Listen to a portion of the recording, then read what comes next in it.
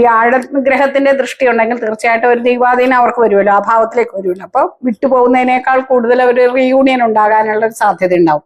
അപ്പൊ നമ്മൾ തീർച്ചയായിട്ടും ഒരു കർമ്മഘടം തന്നെയാണ് ഇങ്ങനെ ലഗ്നത്തിൽ കേതു നിൽക്കുക, 7 രാഹു നിൽക്കുക, അങ്ങോട്ട് ഗുളിക ദൃഷ്ടി വരിക എന്നൊക്കെ പറഞ്ഞു കഴിഞ്ഞാൽ തീർച്ചയായിട്ടും രാഹു നമ്മളെ ഫാന്റസി, ഇല്യൂഷൻ, ഡിസയർ അങ്ങനെ ഇങ്ങനെയൊക്കെ കൊണ്ടെത്തിക്കും.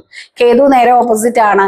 അപ്പൊ ആ കേതു എപ്പോഴും ഡിറ്റാച്ച്മെന്റ്, ഐസൊലേഷൻ, ഒരു സന്യാസിയെ പോലെ തന്നിലേക്ക് ഉൾക്കൊള്ളുന്ന എല്ലാം ഒരു ഇന്റലക്ച്വൽ, സ്പിരിച്വൽ, അതുപോലെ അതായത് കുറച്ചു കാലം കഴിയുമ്പോഴത്തേക്ക് ശനിയുടെയൊക്കെ ദൃഷ്ടി ഉണ്ടെങ്കിൽ അല്ലെങ്കിൽ സംയോഗം ഉണ്ടെങ്കിൽ ഒരു സ്പിരിച്വൽ കോമ്പാക്ടിബിലിറ്റി അവർ തമ്മിൽ വരും, സ്പിരിച്വാലിറ്റി വരും രണ്ടുപേരിലും. അങ്ങനെ ഒരു സ്പിരിച്വൽ കണക്ഷൻ ഒക്കെ ഉണ്ടാകുന്ന ഒരു പാർട്ട്ണർ ആകാനും ഒക്കെ മതിയാവും.